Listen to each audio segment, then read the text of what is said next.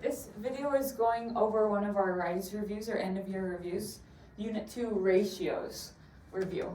So make sure you try these questions on your own first, and then you can watch this video if you get stuck on any of the questions. You have to show your work on a paper to get credit for this. So you can't just copy the answers without showing your work. Okay, so first one says select all the true statements about these relationships. So we're talking about ratios, so comparing one thing to another thing, and the order matters. So if it says the ratio of triangles to squares is 2 to 4, that means triangles goes with the 2 and 4 goes with the squares. So I have 2 triangles and 4 squares. So 2 triangles, 4 squares. So yep, that ratio works. The ratio of squares to smiley faces is 6 to 4. So squares goes with the 6, smiley faces goes with the 4. So squares, 6 squares to 4 smiley faces, no, that would need to be flopped, so not that one. The ratio of smiley faces to triangles is 6 to 4. So smiley faces goes with the first number, 6. There are 6 smiley faces to triangles. There are not 2 triangles and the ratio isn't equivalent either, so not that one either. There are 2 squares for every triangle. So every triangle means for every 1 triangle. So 2 squares, 1, 2 for every 1 triangle. Yep, there's 2 to 1 here, 2 to 1 here. So this works. There are 2 triangles for every smiley face. 2 triangles for every 1 smiley face? Nope, there's way more smiley faces than triangles. Last one, there are 3 smiley faces for every triangle. And remember, for every means for every 1 triangle. So 3 smiley faces, 1, 2, 3 for every 1 triangle. 3 for 1, 3 for 1. Yep. So those 3. So pay attention to the order, read it slowly if they ever give you a question like that. Next one, select all the ratios that are equivalent to 8 to 6. So equivalent means equal, and the order matters. So 8 to 6, I could really think of it as a fraction, 8 over 6, or 8 to 6. So this one I'm saying is 4 to 3 equivalent. So if I have 8 to 6, if it's equivalent, then I can multiply or divide both numbers by the same number. So 8 divided by 2 is 4, and 6 divided by 2 is 3. So I know 4 to 3 would be equivalent. It's like an equivalent fraction. So another way you could think of it is if I have 8 to 6 is equal to 4 to 3. If I multiply the diagonal numbers, 6 times 4 is 24, and 24 divided by 3 is 8. So if it has that proportional relationship, it's equivalent. So sometimes I like to use that proportional relationship because sometimes the numbers aren't multiplied or divided by an even number or a whole number. Okay, next one, 6 to 8. 8 to 6 is not equivalent to 6 to 8 because the numbers are flopped. Okay, when we flop them, it's not equivalent, so not that one. 16 to 12. So 8 to 6 is equivalent to 16 to 12. So I know 6 times 2 is 12, and 8 times 2 is 16. So we're multiplying by the same number, so it's equivalent. Is 8 to 6 equivalent to 10 to 8? So I'm going to do this one as a proportion. 8 to 6 is equivalent to 10 to 8. So I know if I multiply diagonally and then divide, 8 times 8 is 64, and 64 divided by 10 is 6.4, so not 6. It's close, but not quite there. Okay, 7 to 5. So 8 to 6, is that equivalent to 7 to 5? So I'll start here. 5 times 8 is 40, and 40 divided by, so 8 times 5 is 40.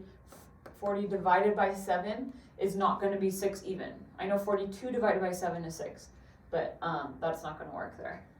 So not that one. Okay, so just those 2 guys. Okay, next question, number 3, is using a double number line. So it says a mixture of purple paint contains 6 teaspoons of red paint and 15 teaspoons of blue paint. To make the same shade of purple paint using 35 teaspoons of blue paint, how much red paint would you need? So I could do this same problem on a table. I like tables, but then I'll show you the double number line after. So if we have red paint and we have blue paint, our ratio is 6 to 15. Now we're trying to get to 35 blue paint. Okay, one way to do that is to multiply 35 by 6 and then divide that answer by 15, and that will give me my missing part. Another one is to come up with an equivalent ratio. That helps us get there. So I'm gonna think, okay, I know 15 divided by 3 is 5, and 6 divided by 3 is 2. So this ratio is gonna help me get here. So I'm gonna use this. 5 times 7 is 35. So then I just multiply 2 by 7. 2 by 7 is 14. So there'd be 14 cups or teaspoons of red paint. Okay, so I know that's my answer. Another way we could do it is with the double number line. Okay, so let's do it with the double number line. So 15, I need to divide 15 by 1, 2, 3. So 15 divided by 3 is 5, so I'm counting by 5s. 5, 10, 15, 20, 25, 30, 35, 40. So I'm focusing on this ratio, whatever comes here. Okay, 6 divided by 3 will help me know what I'm counting by. So 6 divided by 3 is 2, so 2, 4, 6, 8, 10, 12, 14, 16. So when there's 35 teaspoons of blue, we use 14 teaspoons of red. So both ways work, all the ways work. Just remember, equivalent ratios can help us get there. Okay, question 4. Lynn rode her bike 2 miles in 8 minutes. 2 miles in 8 minutes. She rode at a constant speed. Complete the table to show the time it took her to travel different distances at this speed. Okay, so I need to figure out what goes here. I know to get from 2 miles to 1 mile, I divide 2 by 2 to get to 1. So I'm going to divide 8 by 2. 8 divided by 2 is 4, so I would put my 4 right there. Okay. Then I have to think, how do I get from 1 to 1/4? Well, I know 1 divided by 4. 1 divided by 4 is 1/4. Okay, so I'm going to divide by 4. 1 divided by 4 is 1/4. So I divide 4 by 4. 4 divided by 4 is 1. So I'm using other equivalent ratios to help me get to different other equivalent ratios. So we use ratios to get equivalent ratios by multiplying or dividing by the same number on both sides of the equation or of the ratio. Okay, number 5. 4 movie tickets cost $24. At this rate, what is the cost per ticket? So the cost per ticket, you always take the money and divide it by how many you bought. Another way, if you're not sure, you could put money and tickets and draw a table. Tables will help you with almost all questions on your end of year testing. So we have $24 for 4 tickets, and we're finding the cost per ticket, which is 1 ticket. So I go 1 under the tickets. 4 divided by 4 is 1. So I divide 24 by 4. And 24 divided by 4 is 6. And since it's money, I can write it as 6.00, 6 whole dollars. Okay, that's question 5. Question 6.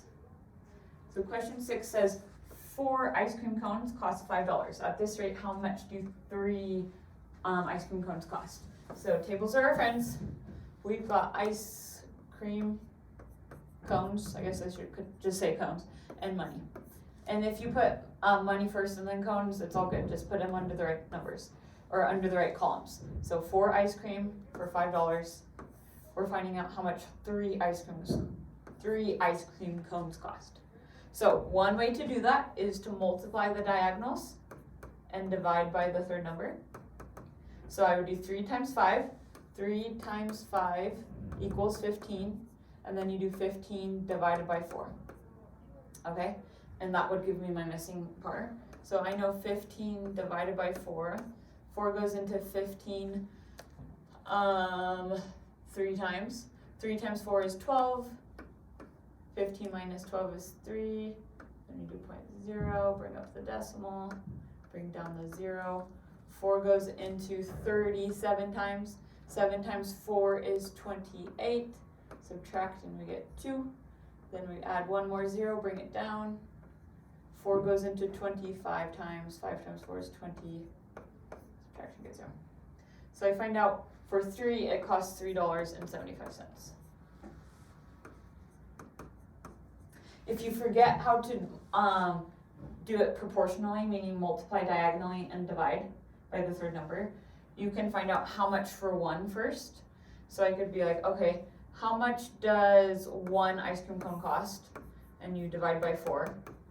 And 5 divided by 4 would be 5/4. Okay, so 5/4, which you can convert to be $1.25. And then you can use that unit rate to help you get to 3. So then I would do 1 times 3 is 3, and then 125 times 3 would also give me $3.75. Okay, so you can find the unit rate, or you can do the cross multiplying and dividing. Okay, question 7. 3 candy bars cost 99 cents. At this rate, how much do 5 candy bars cost? So let's set up the table. We've got candy bars and we've got money.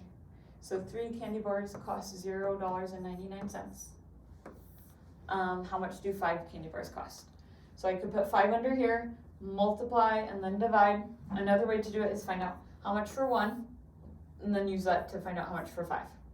So I know 3 divided by 3 is 1 whole. So I'm going to divide 99 cents by 3. So I know 9 divided by 3 is 3. So 99 divided by 3 would be 33. So $0.33 for 1. And then I'm going to multiply that by 5. 1 times 5 is 5. So let's multiply 33 cents by 5. So I'm doing 0.33 times 5. There's 2 numbers after the decimal point. And so then we can just do 33 times 5. 5 times 3 is 15. 5 times 3 is 15 plus 1 is 16. We place our decimal back, 1, 2. And it's $1.65. Okay. So a lot of problems on the test will be like that. End of your test. Okay, last one. A bag contains 120 marbles. Some are red and the rest are black. There are 19 red marbles for every 1 black marble. How many red marbles are in the bag out of 120 total marbles? Out of 120 total. So here, this table is going to help us get there. So it says when there's 19 red marbles and 1 black marble, there's 20 total marbles, because 19 plus 1 is 20. So we're trying to see when there's 120 total marbles, how many red marbles are there? So we're trying to figure out what would go here. So I'm going to use this total marble ratio and think, how do I get from 20 to 120? So I know 2 times what is 12? So I know 2 times 6 is 12, but 20 times 6 would give me 120 because there's just 1 more 0. It's not 20 times 60 because then I would need to add 2 zeros to them. So I know 20 times 6 is 120. So I'm going to multiply the other parts by 6 times 6. This is just 6. And I need to multiply 19 by 6. 19 times 6. 6 times 9 is 54. 6 times 1 is 6. Plus 1 is 11. So 114 red marbles, 6 black marbles, and 120 total marbles. So I'm going to just double check. Is 114 plus 6 120? And yes, so that means my ratio is most likely correct. Okay, thank you for watching the video for help.